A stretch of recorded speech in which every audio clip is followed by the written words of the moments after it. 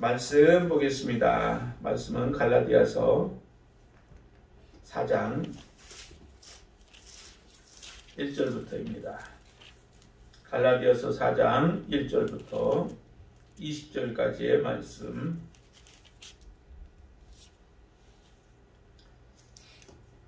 자, 우리 함께 같이 합독하도록 하겠습니다. 함께 같이 합독합니다. 내가 또 말하노니 유업을 이을 자가 모든 것의 주인이나 어렸을 동안에는 종과 다름이 없어서 그 아버지가 정한 때까지 후견인과 청지기 아래에 있나니 이와 같이 우리도 어렸을 때에 이 세상의 초등학문 아래에 있어서 종노릇하였더니 때가 참에 하나님이 그 아들을 보내사 여자에게서 나게 하시고 율법 아래에 나게 하신 것은 율법 아래에 있는 자들을 속량하시고 우리로 아들의 명분을 얻게 하려 하심이라. 너희가 아들이므로 하나님이 그 아들의 영을 우리 마음 가운데 보내사 아빠 아버지라 부르게 하셨느니라. 그러므로 내가 이후로는 종이 아니요 아들이니 아들이면 하나님으로 말미암아 유업을 받을 자니라. 그러나 너희가 그때는 하나님을 알지 못하여 본질상 하나님의 아닌 자들에게 종노릇하였더니 이제는 너희가 하나님을 알 뿐 아니라 더욱이 하나님이 아신 바 되었거늘 어찌하여 다시 약하고 천박한 초등학문으로 돌아가서 다시 그들에게 종노릇하려 하느냐. 너희가 날과 달과 절기와 해를 삼가 지키니 내가 너희를 위하여 수고한 것이 헛될까 두려워하노라. 형제들아, 내가 너희와 같이 되었은즉 너희도 나와 같이 되기를 구하노라. 너희가 내게 해롭게 하지 아니하였느니라. 내가 처음에 육체의 약함으로 말미암아 너희에게 복음을 전한 것을 너희가 아는 바라. 너희를 시험하는 것이 내 육체에 있으되 이것을 너희가 업신여기지도 아니하며 버리지도 아니하고 오직 나를 하나님의 천사와 같이 또는 그리스도 예수와 같이 영접하였도다. 너희의 복이 지금 어디 있느냐? 내가 너희에게 증언하노니 너희가 할 수만 있었더라면 너희의 눈이라도 빼어 나에게 주었으리라. 그런즉 내가 너희에게 참된 말을 함으로 원수가 되었느냐? 그들이 너희에게 대하여 열심내는 것은 좋은 뜻이 아니요 오직 너희를 이간시켜 너희로 그들에게 대하여 열심을 내게 하려 함이라. 좋은 일에 대하여 열심으로 사모함을 받음은 내가 너희를 대하였을 때뿐 아니라 언제든지 좋으니라. 나의 자녀들아, 너희 속에 그리스도의 형상을 이루기까지 다시 너희를 위하여 해산하는 수고를 하노니 내가 이제라도 너희와 함께 있어 내 언성을 높이려 함은 너희에 대하여 의혹이 있음이라. 아멘. 갈라디아 교회를 향하여서 사도 바울이 계속적으로 책망하였던 이유가 무엇이었을까요? 굉장히 강하게 갈라디아 교회를 향하여서는 사도 바울이 책망을 합니다. 그 책망에 주된 것들이 다 너희들이 왜 종이 되려고 하느냐라고 하는 겁니다. 예수님께서 너희들을 아들로 만들어 주셨고 아들로 삼아 주셨는데 왜 굳이 너희들은 자꾸 종이 되고자 하느냐라고 하는 그런 책망이었던 거죠. 갈라디아 교인들은 그것이 자기들이 지금 행하는 일들이 종이 되고자 하는 것인 줄을 알지 못하고 있습니다. 그들은 현혹되어 있고 미혹되어져 있습니다. 율법주의자들, 유대인들의 그 율법주의자들에 의하여서 그들은 미혹을 당하고 있는 거죠. 그래서 계속해서 지금 사도 바울은 강하게 그들을 향해서 책망을 하고 있는 겁니다. 너희들이 정말 아들이 되었다면 그 아들로 인하여 주어지는 특권이 정말 놀랍습니다. 하나님께서 우리에게 주시는 그 특권은 이루 말할 수 없는 축복을 하나님이 허락해 주신 거죠. 이 축복을 주시기 위하여 예수 그리스도께서 이 땅에 오신 겁니다. 자, 한번 보세요. 자, 4절 말씀 한번 보실까요? 4절 같이 한번 읽습니다. 때가 참에 하나님이 그 아들을 보내사 여자에게서 나게 하시고 율법 아래에 나게 하신 것. 예수 그리스도가 육신을 입고 이 땅에 오신 이유가 어디에 있는가?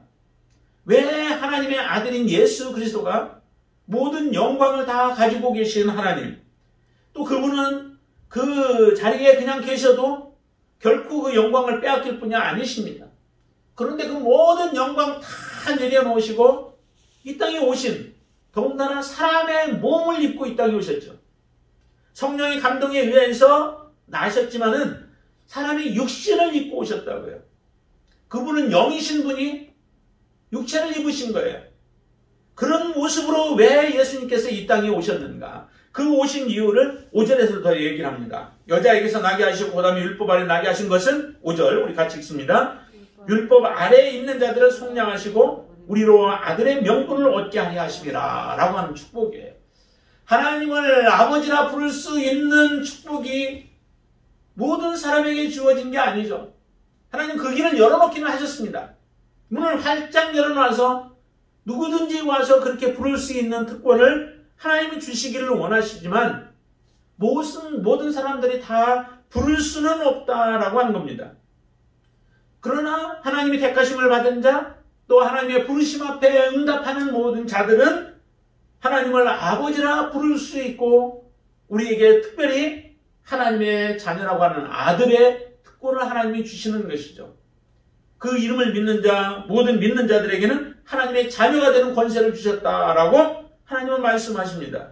이처럼 율법 아래에서 죽어가야 할 자들, 소망 없이 이 땅에서 살아가야 할 자들을 향하여 하나님의 놀라운 축복은 우리를 구원하는 것이고 죄로부터 우리를 속량해 주시는 거죠.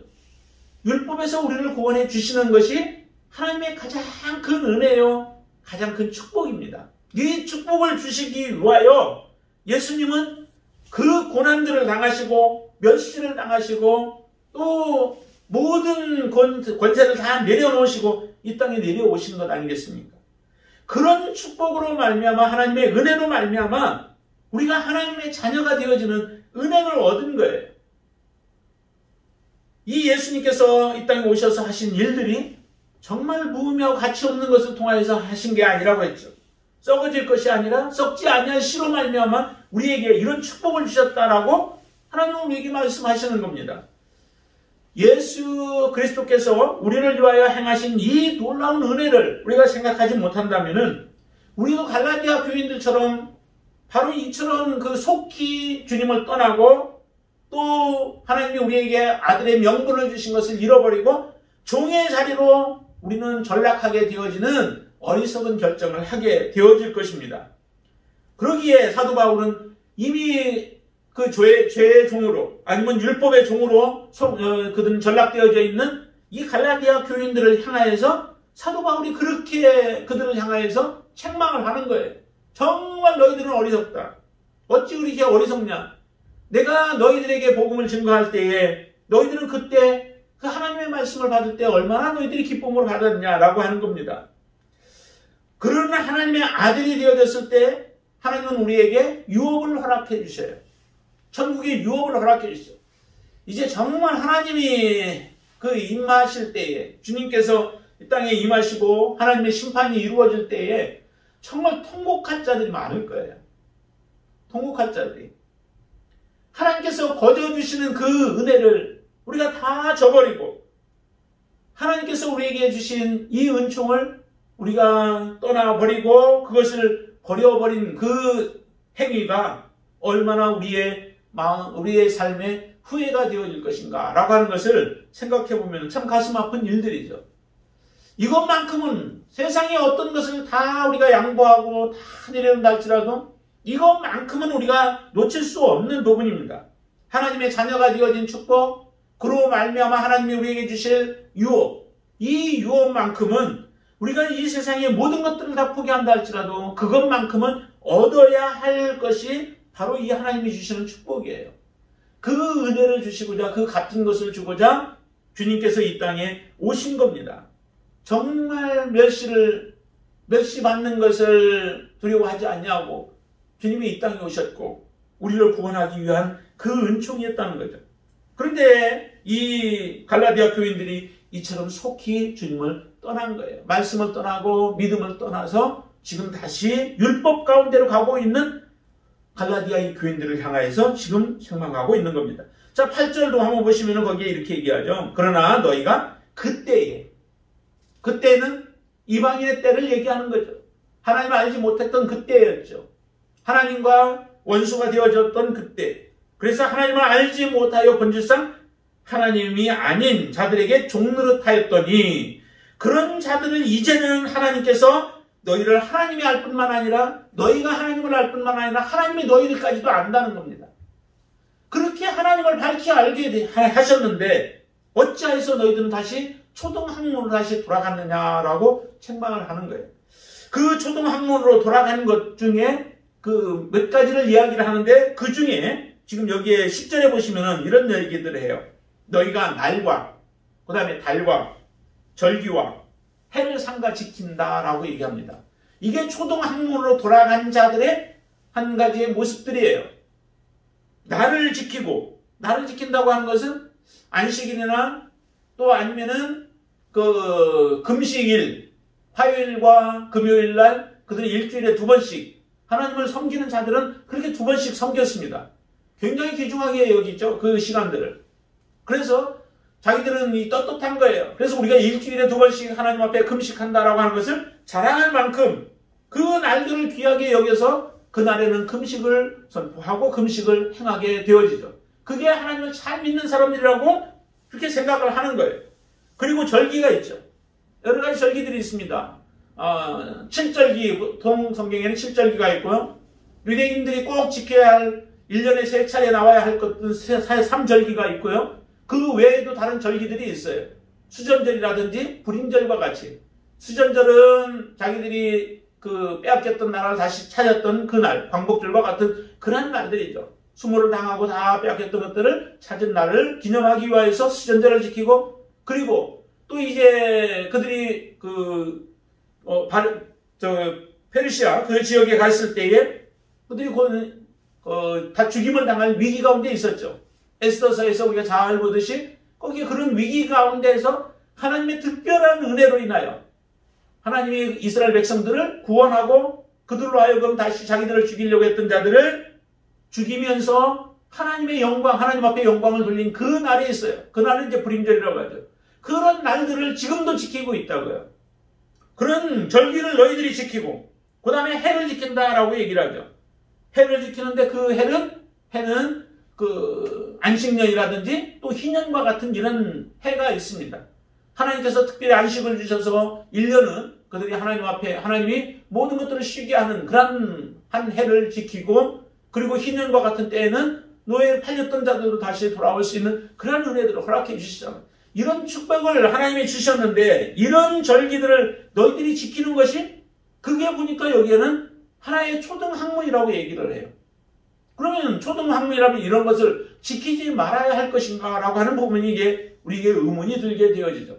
정말 지키지 말아야 될 거야. 하나님 앞에 예배하는 안식일도 지키지 말고, 우리가 이제 주일로 이제 바뀌어졌지만은, 그러나 그런 예배조차도 그럼 우리가 하지 말라고 하는 것인가?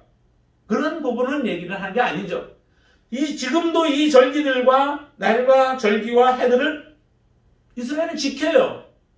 지키는데 지금 사도 바울은 이것에 대해서 얘기한다고요. 그것은 바로 너희들이 다시 초등학문으로 돌아간 것이다. 율법으로 돌아간 것이다 라고 얘기한다면, 그럼 사도 바울은 정말 지키지 않기를 원하시는 것인가? 그건 아니라는 얘기죠. 그러면 먼저 무엇을 해야 되느냐? 너희들이 날과 달과 절기와 해들을 지키되 무엇을 중심으로 해야 되냐면 그 정신을 우리가 본봐야 되죠. 6월절을 지키는 이유도 뭐예요? 하나님이 지키라고 또 하셨어요. 6월절을 지키는 이유는 이스라엘 백성들을 애굽에서부터 구원했는 날 아니겠어요? 유대인들은 하나님의 자녀들은 보호하시고 애굽의 모든 장자들은 다 죽여버리는 일들을 통하여서 그들이 결국 항복하고 이스라엘 백성들을 내보내게 되어졌던 그 날이에요. 이런 하나님의 기적을 통하여서 하나님이 누구이신가를 정확하게 보여주셨어요. 하나님을 모르던 자, 또 그가 누구냐? 하나님, 여호와 하나님이 자기를 섬기도록 하기 위하여 우리를 부르셨다라고 할 때 그가 누구냐라고 그렇게 얘기를 해요. 그러던 자들이 하나님의 이름을 알게 되고 그가 바로 여호와라고 하는 것을 알게 되어지는 그런 역사를 이루었다고요. 그랬던 하나님이 그래서 너희들은 꼭 기억하여서 이 유월절을 지키라라고 말씀하십니다. 그래서 지금도 지키고 있는 거예요. 그러면 그 정신을 우리가 본받고 그 정신을 따라서 하나님을 섬기는 삶을 살아가야 하는 것이 이스라엘 백성들이 해야 할 일이에요. 그러나 유대인들은 어떤 생각을 갖냐면 이와 같이 해와 날과 달과 절기와 해들을 지켜야 구원이 이른다라고 생각하는 겁니다. 예수 그리스도 그분을 믿어서 구원을 얻는 것이 아니라 이와 같은 일들을 같이 지켜야만 우리가 구원을 받는다라고 생각하는 거죠. 유대인들은 아직도 예수 그리스도에 대해서 믿지는 못하지만 그 다음에 갈라디아 교인들이라든지 다른 교인들은 이미 예수 그리스도에 대한 복음을 받아들였습니다. 받아들였고 예수를 통하여서 우리가 믿음을 얻는다라고 처음에 들을 때는 믿음으로 받아들였는데 그 믿음이 조금 지나가면서 자꾸 희석되어지는 거죠. 어떻게 예수 그리스도만 믿는다고 우리가 구원을 받을 수 있겠느냐? 예수만 믿어가지고 우리가 어떻게 하나님의 자녀로 살 수 있고 우리가 그 예수 그리스도와 우리가 많은 죄들을 지었던 우리들이 어떻게 예수 믿는다고 그것으로 우리가 하늘나라를 유업으로 받을 수 있겠느냐라고 하는 그러한 의문들이 자꾸 쌓이게 되어지는 거예요.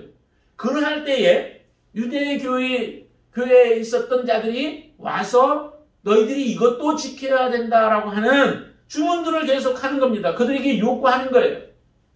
그렇게 해서 자기들의 주장들을 따르고 자기들의 말을 순종하게끔 만들어가고 있는 그런 상황이 지금 이 갈라디아 교회의 모습들이라는 거예요. 속이는 자들 아니면 복음의 진리를 왜곡시키고 있는 이 자들을 통하여서 자꾸 들어왔던 것이 바로 이처럼 무언가를 지켜야만 우리가 구원이 완성되어진다라고 생각하는 그 주장들 때문에 바로 이 날과 달과 절기와 해를 지키는 자들은 결코 그 외에 구원이 없다라고 하는 겁니다. 너희들은 그것으로 인하여서 다시 죄의 종으로 갔고 율법의 종으로 가서 너희들은 종으로서의 삶이지 아들의 삶이 아니다라고 하는 것을 지금 외치고 있는 거예요. 그렇게 사도 바울이 그들에게 이야기하므로 바로 너희들이 그 길에서 벗어나지 않는다면 그것은 우리가 지금까지 너희들에게 수고하고 애쓴 모든 수고들을 결국 헛되게 만드는 것이다 라고 그렇게 주장하고 있는 겁니다. 과연 우리의 믿음은 어떤가요? 저도 그런 얘기들을 많이 했잖아요. 정말 우리의 구원이 단지 예수 그리스도를 믿는다라고 하는 것으로 우리가 구원이 완성된 것이냐라고 하는 것을 많이 얘기를 해요. 그러면서 우리가 행함이 있어야 된다라고 하는데 그 행함은 예수 그리스도를 믿은 이후에 정말 우리의 마음속에 주님으로 그세로 모셔드렸다면은 그 삶의 변화가 일어나지 않을 수 없다는 겁니다. 반드시 변화가 일어나야 되는 거예요. 그 일어나는 것 중에 하나가 우리의 마음에 감동이 있고 우리의 마음에 기쁨이 있고 우리의 마음에 감사가 넘쳐나는 거죠. 그 감사함으로 하나님을 바라볼 때에 하나님의 말씀들이 우리의 마음에 와서 그 말씀을 지키며 그 말씀들을 준행할 수 있는 힘을 하나님이 우리에게 주심으로 인하여 우리의 삶 속에서 이런 하나님 앞에 예배하는 시간도 기쁨이 되어지고 하나님 앞에 예배하는 시간을 우리가 기다려지면서 하나님 앞에 나와 예배할 수 있는 거죠. 그렇게 해서 우리가 주의를 지키는 겁니다. 주의를 안 지킨다고 우리가 구원이 없나요? 그건 아니죠. 그러나 하나님을 사랑하는 자는 주의를 사모하게 되어 있다는 겁니다. 이게 뗄래야 뗄 수가 없는 거예요. 그렇기 때문에 이런 부분들을 본다면 정말 우리 안에서 하나님이 우리에게 주신 말씀들에 대한 그 정신이 사라지지 않고 우리에게 그대로 있는가라고 하는 겁니다. 사도 바울은 그러면서 이 갈라디아 교인들을 향해서 이런 얘기 간증을 하죠. 내가 너희들에게 처음 복음을 전할 때에 너희들이 나를 어떻게 받아들였냐? 내 안에는 육신의 연약한 부분이 있었다. 이 육신의 연약한 부분을 바라보면은 너희들이 복음을 받아들이기가 참 어려웠었고, 왜냐하면 하나님이 함께하는 사람이요, 하나님의 은혜를 받은 자요, 하나님이 때로는 기적을 바울을 통하여서 기적도 행하는 일들을 행하는데 실제 자기의 몸은 어때요? 자기의 몸은 지금 병들어 있고 자기의 몸은 연약한 가운데 있다고요. 그러면 말씀을 받아들이는 사람의 입장에서는 어떻게 자기 몸 하나도 제대로 추스르지 못하고 자기의 몸 하나 건강하게 하지 못하는 그런 하나님을 내가 어떻게 우리가 믿겠느냐는 거죠.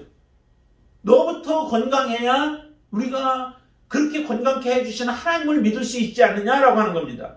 예수님을 십자가에 못 박아 죽일 때도 어때요? 사람들은 예수님이 십자가에 못 박혔을 때에 예수님을 조롱하잖아요. 너 자신부터 한번 구원해 보라는 거예요. 너 자신을 구원해야 내가 우리의 구원자인 것을 우리가 알고 당신을 믿고 당신을 신뢰하며 우리의 구세주로 받아들이겠다라고 하는 것이 사람들의 주장들이에요. 그 주장에 의한다면 사도 바울이 복음을 증거할 때에 사도 바울의 말은 그들의 마음에 감동을 줄 수가 없습니다. 그들의 마음을 움직일 수가 없는 거죠. 그러나 갈라디아 교인들은 그 말씀을 들을 때에 그들이 육신을 바라보지 않았어요. 사도 바울이 육신을 보지 않았어요. 그의 약함을 보지 않았어요. 그의 연약한 모습을 보지 않았다는 거죠. 갈라디아 교인들이 바라본 것은 그의 말씀의 진이에요. 그 말씀이 옳은지 그른지 그것에 관심이 두어진 거죠. 그의 입에서 나오는 말씀이 정말 하나님의 말씀인지 아닌지를 그들은 보는 거예요. 그렇기 때문에 하나님의 말씀을 증거할 때에 그의 육신은 연약한 가운데 있어서 시험이 너희들이 그 말씀을 들을 때 받아들이지 못할 그런 상황 가운데 있었지만은 그러나 너희들은 나를 받아 주었다는 거죠. 그게 14절 말씀이에요. 한번 보시죠. 14절에 보시면 너희를 시험하는 것이 내 육체에 있으되 이것을 너희가 업신여기지도 아니하며 버리지도 아니하고 오직 나를 하나님의 천사와 같이 또는 그리스도 예수와 같이 영접하였다라고 얘기를 해요. 저 얼마나 귀중해요. 하나님의 천사와 같이 사도 바울을 받아들였대요. 그리스도 예수와 같이 영접했대요. 하나님의 말씀이 있는 사람을 그대로 하나님의 말씀을 받아들이는 사람들은 이렇게 받아들이는 거죠. 고넬료가 베드로의 말씀을 들을 때에도 마찬가지예요. 사람의 말로 듣지 않았어요. 하나님의 말씀으로 그들이 받아들일 때에 그곳에 하나님의 역사가 나타나는 놀라운 은혜가 있었습니다. 우리가 하나님의 말씀을 받을 때는 마찬가지예요. 성경을 읽을 때에도 하나님의 말씀으로 그 말씀을 우리가 받을 때에 그 말씀이 우리 안에서 역사하게 되어지죠. 우리가 설교를 들을 때도 마찬가지죠. 그게 사람의 말이 아니라 정말 하나님의 말씀으로 그 말씀을 받을 때에 그 말씀은 아무것도 아닌 것 같아요. 단지 되어져 있는 말씀이 그냥 선포되어지는데 그 말씀으로 말미암아 우리의 영혼이 살아나는 역사들이 일어나게 되어지죠. 갈라디아 교인들이 이런 하나님의 말씀을 받을 때에 천사와 같이 받고 예수 그리스도를 영접하는 것처럼 그렇게 받아들였던 거예요. 얼마나 귀중해요. 이렇게 받아들였던 갈라디아 교인들, 기쁨으로 받아들였고 달게 하나님의 말씀을 받아들였고 그 말씀 앞에 그들은 무릎을 꿇고 그들의 마음문을 열고 하나님의 말씀을 받아들였던 자들이 지금 이제 사도 바울은 이렇게 얘기합니다. 15절에 너희의 복이 지금 어디에 있느냐? 너희의 복이 지금 어디에 있느냐? 그것이 복이었다는 거죠. 하나님의 말씀을 하나님의 말씀으로 받아들일 수 있는 게 복이라는 겁니다. 정말 우리가 그런 복이 있게 되길 바랍니다. 하나님의 말씀을 온전히 하나님의 말씀으로 받아들일 때에 그 말씀은 역사가 일어나는 거예요. 사도 바울과 그 말씀으로 인하여서 말씀을 그렇게 받아들임으로 인하여 복음 전하는 자와 복음을 받는 자가 하나가 되어집니다. 온전히 하나가 되어져서 그 말씀에 놀라운 역사가 일어나는 거예요. 갈라디아 지역에 많은 영혼들이 하나님 앞에 돌아오게 되어지고 그들이 하나님을 섬기는 아름다운 모습들이 이루어지게 되어지는 거죠. 이렇게 하나님의 말씀을 받을 때에 정말 그들이 감사함으로 받았던 하나님의 말씀이 지금은 옳은 소리를 해도 그 옳은 소리를 제대로 그들이 받아들이지 않는다는 겁니다. 그래서 사도 바울은 안타까운 거예요. 이렇게 그는 사도 바울은 얘기하죠. 16절에 보시면 그런즉 내가 너희에게 참된 말을 함으로 원수가 되겠느냐? 내가 너희들에게 지금 바른 진리 가운데 세우고자 해서 지금 이 바른 소리를 하고 너희들이 강한 메시지로 너희들에게 전하는데 그러면 내가 너희들과 원수가 되겠느냐라고 이야기를 하는 겁니다. 왜냐하면 그들은 유대인들에 의하여 비뚤어진 복음이 비뚤어지고 말씀의 진리가 왜곡되어진 모습으로 있기 때문에 바른 하나님의 말씀을 전해도 그 말씀을 제대로 받아들이지 못하는 거예요. 너희들이 그렇게 돼서는 안 된다는 거예요. 이전에 나를 위하여 받아들였을 때처럼 너희들도 지금 내가 하는 말들이 진리의 말씀을 하니까 바르게 서라라고 하시는 말씀인 겁니다. 이 참된 말을 함으로 그 말씀을 제대로 받아들이는 자들이 진정한 복을 얻는 자들인 줄로 믿습니다. 하나님은 우리에게 우리 그렇게 요구합니다. 이 사도 바울을 통하여서 얘기하는데요. 너희들은 이전에 나를 위해서 정말로 너희들의 눈까지도 나를 위해서 빼줄 정도로 그렇게 하나님의 말씀을 받을 때 너희들이 받지 않았느냐. 내가 연약하여서 사도 바울의 안질 때문에 그렇다라고도 얘기해요. 그 안질 때문에 내가 고통당하고 괴로워하니까 하나님의 말씀을 받은 그 기쁨으로 그 은혜로 말미암아 나를 위해서 무엇이든 해주고 싶어 하는 것이 너희들의 마음이었고 그래서 너희들의 눈까지도 빼서 나를 위하여 주고자 하는 그런 뜨거운 열정이 있었고 사랑이 너희들 안에 있었지 않느냐. 그 사랑이 지금 어디 갔느냐는 거예요. 처음에 하나님의 말씀을 받았을 때 그 첫사랑이 어디로 갔느냐.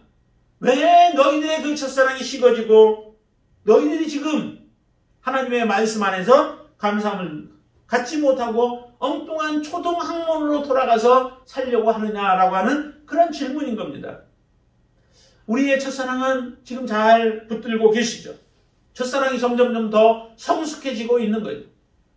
하나님을 처음에 우리가 받았을 때 그 옛날만 우리가 생각하며 살아가는 게 아니라 지금 살아가는 동안에도 매일매일 그 하나님의 첫사랑에 의하여 우리가 감동되어지며 정말 눈을 뜨면서 또 잠자리에 들기까지 하나님 앞에 감사가 끊이지 아니하고 내가 무엇이간데 나를 하나님 이처럼 사랑해 주셔서 나를 하나님의 자녀 삼아주시고 영원한 하나님의 나라를 유업으로 받을 자로 나를 그렇게 인정해 주시고 인도해 주셨는지 우리가 감사하며 하나님 앞에 살아가는 자가 되어야 될 줄로 믿습니다.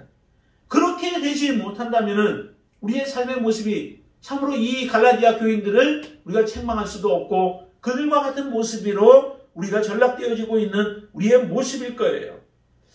그러면 왜 유대인들이 그렇게 열심을 내고 있느냐? 너희들을 왜 유혹하고 너희들을 미혹하느냐?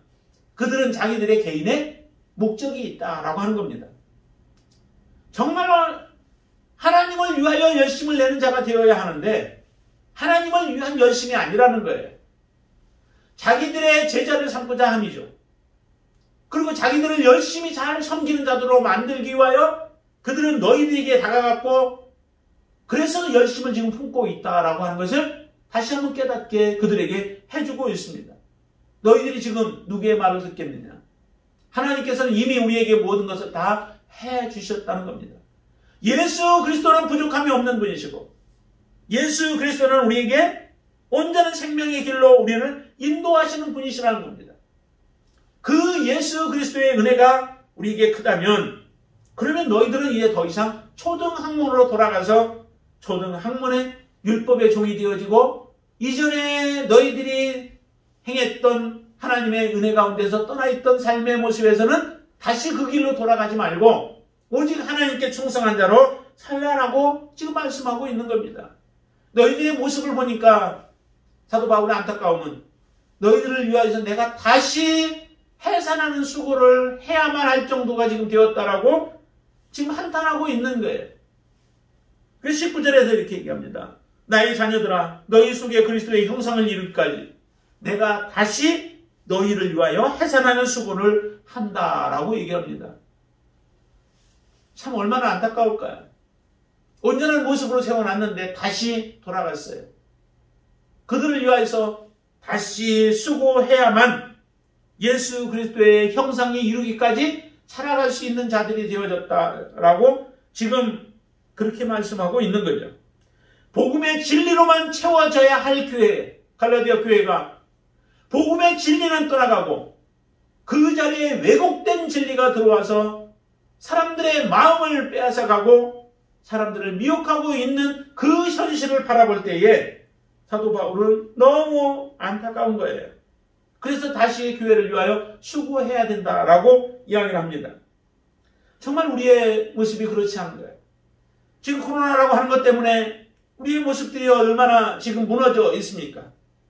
우리의 마음속에 두려움들이 있고 우리의 마음속에 염려가 있어서 하나님을 찾아 예배해야 함에도 불구하고 우리는 지금 주저앉아 있는 모습들이에요. 조금 지나면 괜찮겠지. 조금 지나면 우리의 믿음 다시 온전하게 회복할 거야 라고 생각하지만 사단은 그렇게 쉽게 우리를 놔주지 않아요. 여러 가지로 사단은 지금 이 유대인들을 통하여 열심을 내서 믿는 자들을 어떻게 해서는 그 복음에서 떨어지게 만들어 가는 것처럼 사단이 그렇게 두 손 놓고 또 한가하게 있지는 않는다는 겁니다. 어떻게 해서든 우리로 하여금 믿음 가운데 나아가지 못하도록 계속 방해를 할 거예요. 그것을 이겨내려면 정말 우리는 이 첫사랑의 그 은혜 가운데 늘 서야 하고 우리 안에 역사하시는 성령님의 도우심과 그 은혜를 통하여 우리가 하나님 앞에 온전한 모습으로 설 때에 우리는 이겨나갈 수 있게 되어질 줄로 믿습니다. 다시 해산하는 수고가 우리 안에서 이루어져야 할 것 같습니다. 우리 교회도 또한 이 나라의 교회들 가운데도 떨어진 주님의 명예, 주님의 이름이 욕되게 되어진 지금 이 땅에 우리가 다시 해산하는 수고를 통하여 바른 복음 안에, 온전한 복음 안에 우리가 서서 그 진리로 다시 회복되어야 할 줄로 믿습니다. 20절에 보면 이렇게 얘기를 하죠. 내가 이제라도 너희와 함께 있어 내 원성을 높이려 하면 너희에 대하여 의혹이 있다라고 얘기를 해요.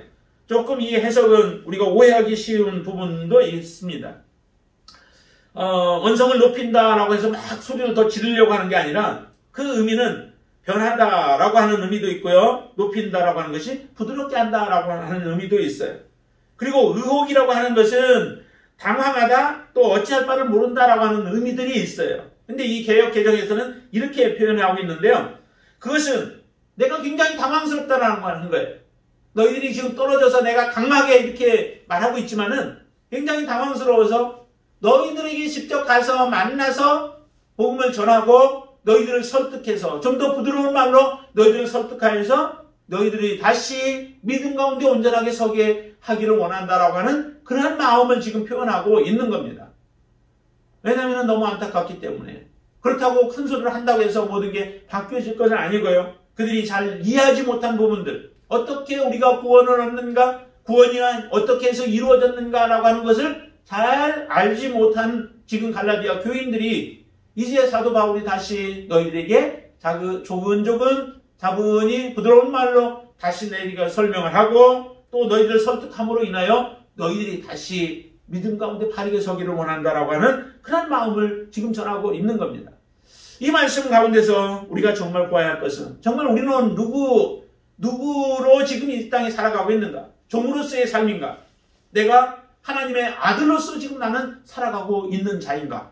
라고 하는 것을 먼저 한번 우리 스스로에게 질문해 봐야 되죠. 내가 율법을 따라서 쫓아가며 그 율법대로 내가 순종할 때에 내가 구원이 온다라고 한다면 우리는 아직도 죄의 종에서 벗어나지 못한 거예요.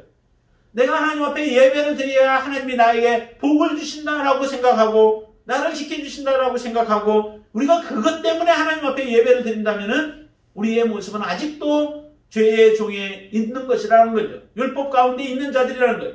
몸은 예수 그리스도를 통하여서 우리가 구원받은 자요 믿음의 자녀라고 하면서도 우리는 그 길을 걸어가고 있는 것이라는 거죠. 우리의 생각을 다시 바꿔야 돼요.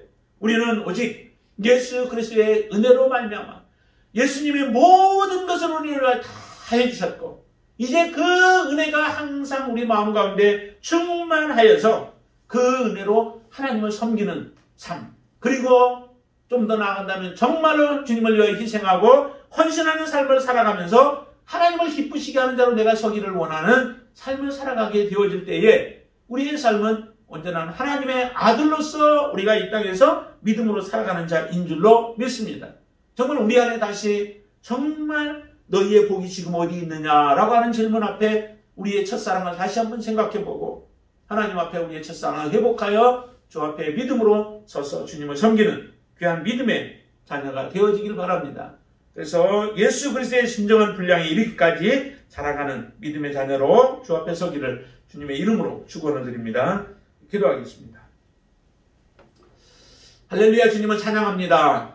하나님께서 우리를 위하여 행하신 놀라운 일들은 정말로 세상의 어떤 방법으로도 할 수 없고 오직 주님만이 행하실 수 있고 가장 완전한 방법으로 우리를 구원해 주신 온전한 구원인 줄로 믿습니다.